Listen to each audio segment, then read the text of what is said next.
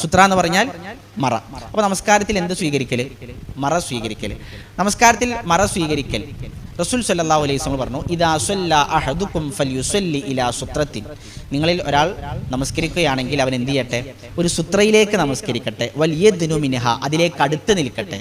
അപ്പോൾ കുറേ ദൂരത്ത് കൊണ്ടുപോയിട്ടല്ല മറ വെക്കേണ്ടത്, നമ്മൾ എന്ത് ചെയ്യണം? മറയിലേക്ക് അടുത്ത് നിൽക്കണം. അതുപോലെ റസൂൽ സല്ലല്ലാഹു അലൈഹി വസല്ലം പറഞ്ഞു, ഇദാ സല്ല അഹദുകും ഫൽയജ്അൽ തിൽഖാ വജ്ഹിഹി ഷൈഅൻ. നിങ്ങൾ ഒരാൾ നമസ്കരിക്കുകയാണെങ്കിൽ അവൻ്റെ മുന്നിൽ എന്തെങ്കിലും ഒന്ന് വെക്കട്ടെ. അപ്പം മറ സ്വീകരിക്കണം എന്നുള്ളത് അത്രയും ശക്തമായ റസൂൽ സല്ലല്ലാഹു അലൈഹി വസല്ലം പറയാണ്. വഇല്ലം യജിദ് ഷൈഅൻ, ഒന്നും കാണാനില്ല, അവനക്ക് വെക്കാൻ ഒന്നും കാണാനില്ലെങ്കിൽ വലിയൻസിബ് അസ്വൻ, ഒരു വടിയെങ്കിലും അവൻ എന്ത് ചെയ്യട്ടെ? കുത്തിവെക്കട്ടെ. വഇല്ലം യജിദ്, വടിയും കുത്തിവെക്കാൻ കാണുന്നില്ല എങ്കിൽ ഫലിയഖുത്ത ഖത്തൻ, ഒരു വരെങ്കിലും വരക്കട്ടെ. അപ്പോൾ എത്ര ഗൗരവമുണ്ട്. പക്ഷേ അധികം ആൾക്കാരും സുന്നത്തൊക്കെ നമസ്കരിക്കുന്ന സമയത്ത് അത് ഗൗരവത്തിൽ കാണാറില്ല. എവിടെയെങ്കിലുമൊക്കെ പോയിട്ട് മൂന്നാമത്തെ സഫിലോ നാലാമത്തെ സഫിലൊക്കെ പോയിട്ട് നമസ്കരിക്കും. റസൂൽ സല്ലല്ലാഹു അലൈഹി വസല്ലം പറയാണ്, ഒന്നും കണ്ടില്ലെങ്കിൽ ഫലിയഖുത്ത ഖത്തൻ, ഒരു വരയെങ്കിലും വരച്ചിട്ട് അവൻ എന്ത് ചെയ്യട്ടെ? അവൻ നമസ്കരിക്കട്ടെ. അപ്പോൾ അതുകൊണ്ട് മറയുടെ വിഷയം നമ്മൾ ഗൗരവത്തിൽ എന്ത് ചെയ്യണം? നോക്കി കാണണം. ഏത് നമസ്കാരത്തിലും ഒരു കസാല കൊണ്ടോ ഒരു ജിദാർ പിന്നെ അല്ലെങ്കിൽ തൂണ് കൊണ്ടെങ്കിലൊക്കെ നമ്മൾ എന്ത് ചെയ്യണം? ഒരു മറ നമ്മൾ സ്വീകരിക്കണം.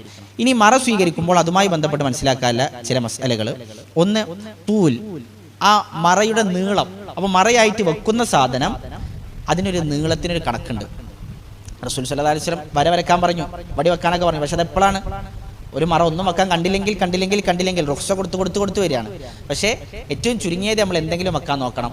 റസൂൽ സല്ലല്ലാഹു അലൈഹി വസല്ലം ആയിഷ റളിയല്ലാഹു അൻഹ ഇതിനെക്കുറിച്ച് ചോദിച്ചപ്പോൾ റസൂൽ പറഞ്ഞു, മിസ്ലു മുഖിറത്തിർ റഹിൽ, ഒട്ടകക്കട്ടിലിൻ്റെ അത്രയെങ്കിലും പോന്ന ഒന്ന്. ഒട്ടകത്തിൻ്റെ മുകളിൽ വെക്കണ ഒരു കട്ടിലുണ്ടല്ലോ, 4 ഇങ്ങനെ കാലൊക്കെ അല്ലേ, നെറ്റിലൊക്കെ അടിച്ച് നോക്കിയാലേ കാണാൻ പറ്റും മുഖിറത്തുർ റഹിൽ. അതിൻ്റെ അത്രയെങ്കിലും നീളമുള്ള എന്തെങ്കിലും മുന്നിൽ വെക്കണം. അപ്പോൾ അതിൻ്റെ നീളം എത്രയാണ്? പണ്ഡിതന്മാർ പറഞ്ഞു 1 മുഴമാണ്, അല്ലെങ്കിൽ 1 മുഴത്തിൻ്റെ 2/3 ഭാഗമാണ്. ഇങ്ങനെയൊക്കെ അതിന് വിശദീകരിച്ച് കാണാൻ പറ്റും. അപ്പോൾ ചുരുങ്ങിയത് 1 മുഴമെങ്കിലുമുള്ള ഒരു വസ്തു നമ്മൾ എന്ത് ചെയ്യുക? മുന്നിൽ വെക്കുക. അതൊരു വടിയായിട്ടോ കസാലറ്റ് എന്തെങ്കിലും 1 മുഴമെങ്കിലും നീളമുള്ളോ നോക്കുക. അതൊന്നും കണ്ടില്ലെങ്കിലോ എന്തെങ്കിലും നോക്കുക. ഒന്നും കണ്ടില്ലെങ്കിൽ നമ്മൾ മറയായിട്ട് മുന്നിൽ വരണ്ട് വരക്കുക. എന്നിട്ട് അത് നമ്മളെ മറയായിട്ട് നമ്മൾ നിസ്കാരത്തിൽ നമുക്ക് മനസ്സിലാവുമല്ലോ, അത് മറയായിട്ട് നമ്മൾ എന്ത് ചെയ്യുക? മനസ്സിലേക്ക് കരുതുക ആ വര നമ്മളെ മറയാണെന്നുള്ളത്. പിന്നെ മറ്റൊരു മസല, അതിൻ്റെ മസാഫത്ത് പറഞ്ഞാൽ അതിൻ്റെ ദൂരം. അപ്പോൾ നമ്മൾ നേരത്തെ പറഞ്ഞു, റസൂൽ പറഞ്ഞു വലിയദ്നു മിൻഹ, മറയിലേക്ക് അടുത്ത് നിൽക്കണം. ഈ അടുപ്പം എത്രയാണ്? അടുപ്പം എന്ന് പറഞ്ഞാൽ ഇപ്പോൾ എത്രയായിക്കൂടെ? തൊട്ടടുത്തോടെന്ന് വെച്ചൂടെ? അപ്പോൾ എത്രയാണ് അതിൻ്റെ ഒരു ഡിസ്റ്റൻസ്? 2 ഹദീസുകൾ ആ വിഷയത്തിൽ കാണാം. ഒന്ന്, റസൂൽ സല്ലല്ലാഹു അലൈഹി വസല്ലം കഅബയിലേക്ക് പ്രവേശിച്ചപ്പോൾ ഫമശാ ഹത്താ യകൂന ബൈനഹു വ ബൈനൽ ജിദാരി അല്ലദീ ഖിബല വജ്ഹി, റസൂൽ ഇങ്ങനെ നടന്ന് കഅബയിലേക്ക് നടന്ന് റസൂലിൻ്റെ മുന്നിലുള്ള ചുമരും റസൂലും തമ്മിൽ ഖരീബൻ മിൻ 3 അദ്റു, 3 മുഴം നീളത്തിൻ്റെ അത്ര റസൂൽ ഡിസ്റ്റൻസിൻ്റെ അത്ര റസൂൽ നടന്നു. അപ്പോൾ റസൂൽ ഇങ്ങനെ നിൽക്കണം അവിടെ നോക്കിയാൽ എത്ര മുഴ ഉള്ളത്? 3 മുഴം വെച്ചാൽ റസൂലിൻ്റെ മറയായി. മറ്റൊരു ഹദീസിൽ കാന ബൈന മുസല്ല റസൂലുള്ളാഹി സ്വല്ലല്ലാഹു അലൈഹി വസല്ലം വബൈനൽ ജിദാരി മമർറുശാത്ത്, റസൂൽ സ്വല്ലല്ലാഹു അലൈഹി വസല്ലം ങ്ങളുടെ മുസല്ലയും നിസ്കരിക്കണേ ആ സ്ഥലവും റസൂലിൻ്റെ മറയും തമ്മിൽ ഉള്ള ഡിസ്റ്റൻസ് മമർറുശാത്ത്, ഒരു ആടിന് ഇങ്ങനെ നടന്നു പോവാം. അപ്പോൾ ആടിന് നടന്നു പോവാം. അപ്പോൾ 2 ഹദീസുകളുണ്ട്. ആടിന് നടന്നു പോവാന്ന് പറഞ്ഞാൽ 3 മുഴാണോ? ആടിന് നടന്നു പോകാൻ കുറച്ച് സ്ഥലം പോരെ? 3 മുഴം എന്ന് പറഞ്ഞാൽ എത്ര? കുറച്ച് തോനായില്ലേ? അപ്പോൾ ഇതിനെ ഇത് കൂട്ടി വെച്ച് പണ്ഡിതന്മാർ പറഞ്ഞു, ആദ്യത്തെ ഹദീസ് റസൂൽ നിൽക്കുന്ന ഭാഗം മുതലാണ്. അപ്പോൾ നമ്മളെ കാല് മുതൽ നോക്കുമ്പോൾ മറയുടെ അത്ര വരെ 3 മുഴം വേണം. സുജൂദ് ചെയ്യലാണ് മുസല്ല കൊണ്ട് ഉദ്ദേശം. അപ്പോൾ സുജൂദ് ചെയ്താൽ മറയിലേക്ക് പിന്നെ എത്ര ഡിസ്റ്റൻസേ പറ്റുള്ളൂ? ഒരാട് നടന്നു പോകാമല്ലേ. അപ്പോൾ നമ്മൾ ഒരുപാട് വിട്ടുവെക്കരുത്, നല്ലോണം തലയുടെ അടുത്തും കൊടുന്ന് വെക്കരുത്. ഒരാടിന് നടന്ന് സുജൂദ് ചെയ്താൽ ഒരാടിന് നടന്നു പോകാമല്ല, അത്രയാണ് നമ്മൾ എന്ത് ചെയ്യേണ്ടത്? വെക്കേണ്ടത് എന്നാണ് റസൂൽ സല്ലല്ലാഹു അലൈഹി വസല്ലം പറഞ്ഞത്. അതിലൊരു മസ്അല, ഇദാ സാലത്തി സുത്ര അസ്നാ അസ്സലാത്ത്, നിസ്കാരത്തിൻ്റെ ഇടയിൽ മറ നീങ്ങിയാൽ നമുക്ക് എപ്പോഴും ഉണ്ടാവുന്ന ഒരു മസ്അലയാണ്. നിസ്കരിച്ചുകൊണ്ടിരിക്കുകയാണ്, നമ്മൾ മറ വെച്ചിരിക്കുന്നത് മുമ്പിലിരിക്കുന്ന ആളെയാണ്. നിസ്കാരം ഓങ്ങനെ നിൽക്കറല്ല ഇരിക്കുക. അപ്പോൾ നമ്മൾ ഓനെ പോയിട്ട് എന്ത് ചെയ്തിരിക്കണേ? മറാക്കി. അതിൽ ഒരു കസാല എടുത്ത് നമ്മൾ വെച്ചുക്കണം. ഇതറിയാതെ ഒരുത്തം പോയിട്ട് എന്ത് ചെയ്തു? ആ കസാല എടുത്തുണ്ട്. അപ്പോൾ നമ്മളെ മറ നീങ്ങി. നമ്മളിങ്ങനെ എന്ത് ചെയ്യണം? നമുക്ക് 2 രൂപത്തിൽ ചെയ്യാം. ഒന്നുകിൽ നമ്മൾ നിൽക്കണ ഇപ്പോൾ 2ാമത്തെ സൊഫിലാണ്, നമുക്ക് 2 സ്റ്റെപ്പ് വെച്ചാൽ 1ാമത്തെ സൊഫിലേക്ക് എത്താം. അങ്ങനെ കുറച്ച് ദൂരമുള്ളെങ്കിൽ നമുക്ക് ആ മുമ്പിലത്തെ സൊഫിലേക്ക് കയറി നിൽക്കാം. ഇനി ഒരാൾ അങ്ങനെ കയറി നിന്നിട്ടില്ലെങ്കിലോ അതും പ്രശ്നമല്ല. അയാൾ അവിടെ നിന്നിട്ട് തന്നെ നിസ്കാരം പൂർത്തിയാക്കിയാൽ അതും പ്രശ്നമില്ല. കാരണം അയാൾ നിസ്കാരം തുടങ്ങുമ്പോൾ എന്ത് ചെയ്തിട്ടുണ്ട്? മറ സ്വീകരിച്ചിട്ടുണ്ട്. പിന്നെ ഓൻ്റെ കാരണത്താൽ നീങ്ങിയതല്ല മറ. അതുകൊണ്ട് ഓനിക്ക് അവിടെ നിന്ന് തന്നെ നിസ്കാരം പൂർത്തിയാക്കാം. ഇനി ഒരാൾക്ക് മുന്നിലേക്ക് കയറി നിൽക്കണം തോന്നുകയാണെങ്കിൽ അയാൾക്ക് കയറി നിൽക്കുകയും ചെയ്യാം. എന്നാൽ 4ാമത്തെ സൊഫിലൊക്കെയാണ്, 1ാം സൊഫിൽ നടന്നു പോയാലോ അപ്പോൾ അത് നമ്മൾ എന്ത് ചെയ്യണം, നമ്മൾ സൂക്ഷിക്കണം. റസൂൽ സല്ലല്ലാഹു അലൈഹി വസല്ലം നമസ്കാരത്തിൽ അങ്ങനെ എന്ത് ചെയ്തിട്ടുണ്ട്, അത്യാവശ്യ ഘട്ടങ്ങളിൽ നടന്നിട്ടുണ്ട്. റസൂൽ നമസ്കരിക്കുമ്പോൾ ആയിഷ റളിയല്ലാഹു അൻഹ വന്ന് വാതിൽ മുട്ടി, വാതിൽ അടച്ചിട്ടിട്ടാണ്. റസൂൽ നടന്നിട്ട് എന്ത് ചെയ്തു, വാതിൽ തുറന്നു കൊടുത്ത് റസൂൽ നമസ്കാരത്തിലേക്ക് തിരിച്ചു വന്നു. സ്വഹീഹായ സംഭവമാണ്. അതുപോലെ വേറെയും ഒരുപാട് സംഭവങ്ങൾ ഇൻഷാ അല്ലാഹ് നമുക്ക് സുന്നത്തിലും ഫർളിലും രണ്ടിലും ചെയ്യാം. കാരണം മാ സബത ഫിൽ ഫർളി സബത ഫിസ് സുന്ന, അല്ലെങ്കിൽ മാ സബത ഫിസ് സുന്ന സബത ഫിൽ മാ സബത ഫിൽ ഫർളി സബത ഫിസ് സുന്ന. ഫർളിൽ സ്ഥിരപ്പെട്ടൊരു കാര്യം സുന്നത്തിലും സ്ഥിരപ്പെടും, ഇല്ലാ ബിദലീൽ, തെളിവില്ലാതെ തന്നെ. അപ്പോൾ ഫർളിലൊരു കാര്യം റസൂൽ പറഞ്ഞത് സുന്നത്തിൽ എന്ത് ചെയ്യും, അതേപോലെ തന്നെ സ്ഥിരപ്പെടും. പ്രത്യേകിച്ച് ഇപ്പോൾ ഫർള് നിസ്കാരത്തിൽ നിന്നിട്ട് തന്നെ നിസ്കരിക്കണം, നിർബന്ധമാണ്. എന്നാൽ സുന്നത്തിലോ ഇരുന്ന് നിസ്കരിക്കാം. എന്തുകൊണ്ട്? പ്രത്യേകം റസൂല് ഇളവ് തന്നു. ഫർള് നിസ്കാരത്തിൽ നമ്മൾ ഇബ്രാഹിം സ്വലാത്ത് വരെ ഓതൽ നിർബന്ധമാണ്. അല്ലാഹുമ്മ ഫർളി മക്കത്തും തുമാഖർതു വേണമെങ്കിൽ ചെല്ലാൻ മതി. ഇബ്രാഹിം സ്വലാത്ത് വരെ നിർബന്ധമാണ്. അപ്പോൾ സുന്നത്തിൽ ഒരാൾക്ക് അഷ്ഹദു അല്ലാ ഇലാഹ ഇല്ലല്ലാഹു റസൂലുള്ളാഹി വരെ ചെല്ലാൻ പറ്റുമോ? ഇല്ല. ഇബ്രാഹിം സ്വലാത്ത് വരെ ചെല്ലണം. റസൂൽ പ്രത്യേകം പറഞ്ഞതാണോ? അല്ല. ഫർളിൽ പറഞ്ഞു, അത് സുന്നത്തിലും അതേപോലെ തന്നെ സ്ഥിരപ്പെടും.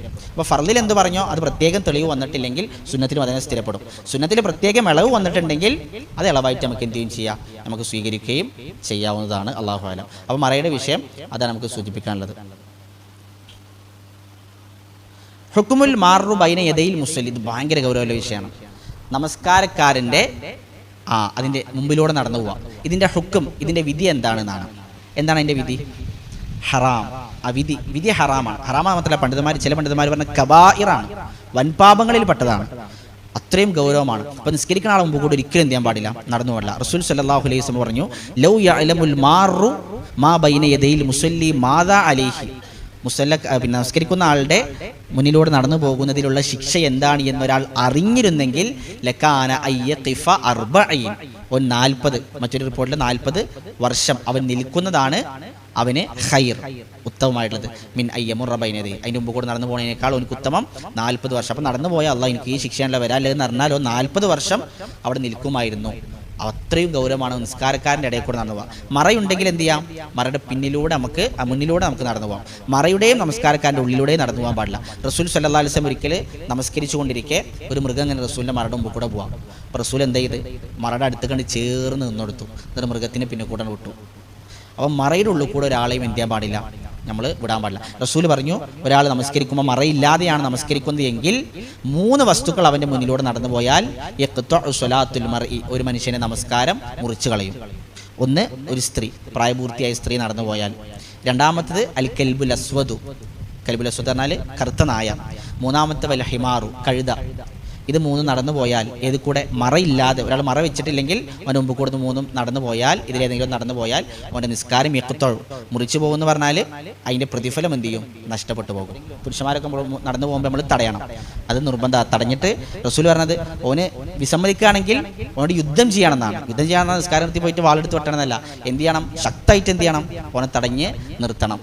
പക്ഷെ അവിടെ നമ്മൾ ശ്രദ്ധിക്കേണ്ട വിഷയം, ചിലപ്പോൾ ഇപ്പോൾ ഹറമിലൊക്കെ ആണെങ്കിൽ, അല്ലെങ്കിൽ മസ്ജിദ് നബവി അവിടെയാണെങ്കിലും ഇളവുകളുണ്ട്. കാരണം അവിടെ വലിയ പള്ളിയാണ്. അത് മാത്രമല്ല അവിടെ ഭയങ്കര തിരക്കേക്കരം. അപ്പോൾ ഒരാൾക്ക് ബീച്ച് പുറത്തേക്ക് പോകണം. പക്ഷേ എല്ലാ സമയത്തും ആൾക്കാർ എന്തിലേക്കരം, നല്ല തിരക്കിലാണ് ആൾക്കാർ നിസ്കരിച്ചുകൊണ്ടേ. നിസ്കാരം കഴിഞ്ഞ് പോകാൻ നോക്കുമ്പോഴേക്കിനെ ഇവന് ചിലപ്പോൾ ഇശാ കഴിഞ്ഞിട്ടേ വീട്ടിൽ പോകാൻ പറ്റുള്ളൂ. അപ്പോൾ അങ്ങനത്തെ സന്ദർഭത്തിൽ, അഥവാ നല്ല തിരക്കാണ്, ഇവനിക്ക് പോകണമെങ്കിൽ വേറെ വഴികളൊന്നുമില്ല, അങ്ങനത്തെ സന്ദർഭത്തിൽ എന്ത് ചെയ്യാം, നമസ്കാരക്കാരൻ്റെ മുന്നിലൂടെ നടന്നു പോകാം. അതുപോലെ ഒരു ഉദാഹരണം, സുലൈമാൻ റുഹി അഫ്ലൊക്കെ പറഞ്ഞൊരു ഉദാഹരണം, ഒരാൾ ഷുഗർ പേഷ്യൻ്റ് ആണ്, അല്ലെങ്കിൽ വേറെ എന്തെങ്കിലും ഒരു അസുഖമില്ല ആളാണ്, അയാൾക്ക് മൂത്രമൊഴിക്കാൻ മുട്ടുണ്ട്. ഷുഗർ പേഷ്യൻസിനൊക്കെ ആകുമ്പോൾ നല്ല പെട്ടെന്ന് പോകേണ്ടി വരും. അങ്ങനത്തെ സന്ദർഭങ്ങളിൽ അവർക്ക് പോകാൻ അനുവാദമുണ്ട്. ആ സമയങ്ങളിൽ നമ്മൾ എന്ത് ചെയ്യാൻ പാടില്ല എന്നാണ്, അവരെ തടയാൻ പാടില്ല.